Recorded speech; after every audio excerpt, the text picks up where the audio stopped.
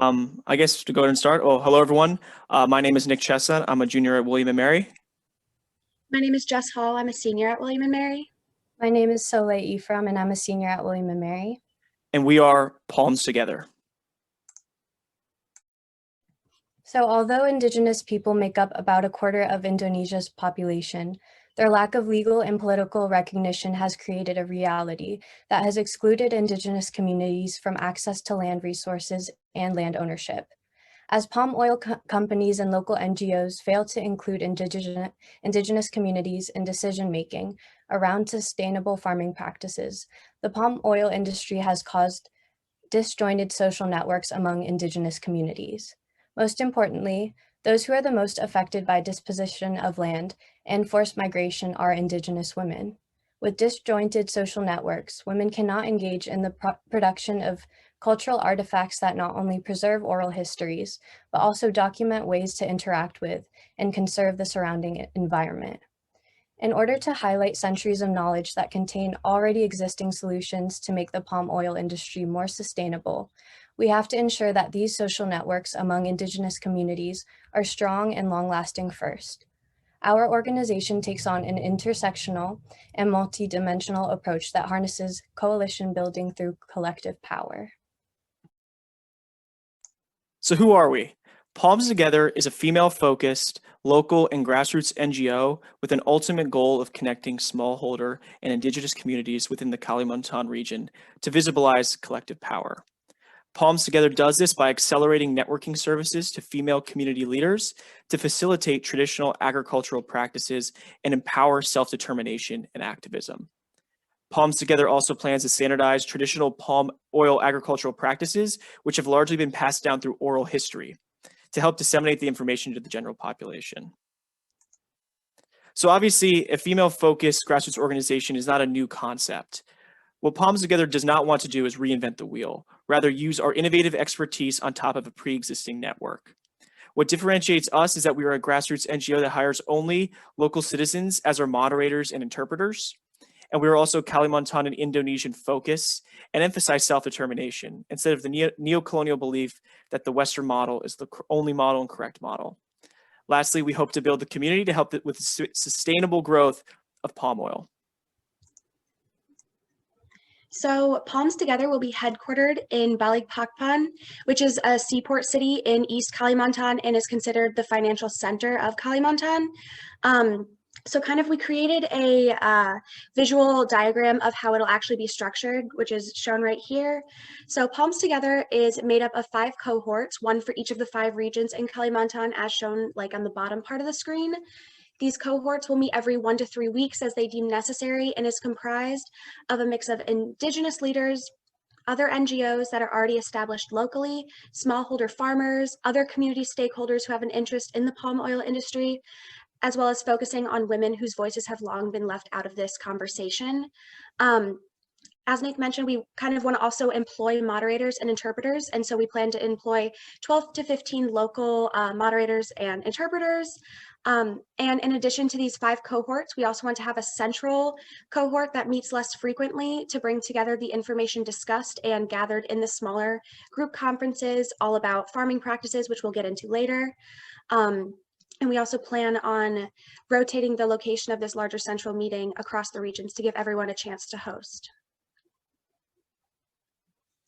So it's a very important question on how we'll finance our NGO. We intend on getting seed funding by applying for microgrants that are tailored towards the rights of women globally and the social issues regarding the environment. Our main expenses would be the salaried moderators and interpreters that Jess mentioned, the 12 to 15. Transportation costs for attendees at different conferences and networking events, because that can be a large barrier to entry for many people in Kalimantan. And then also materials that would be used for our job aids and one-pagers, which we'll discuss later. And for social gatherings, like our weaving clubs, the materials for that.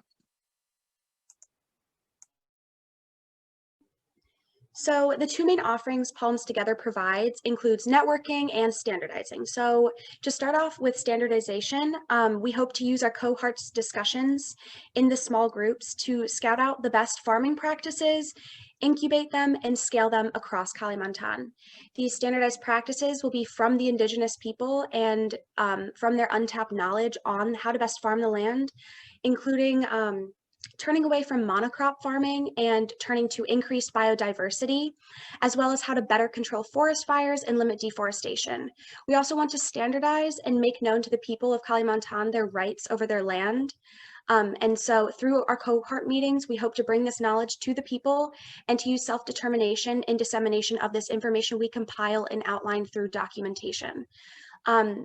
Turning to networking, we hope to focus cohort discussions that will occur on farming practices, but not limiting to that exclusively.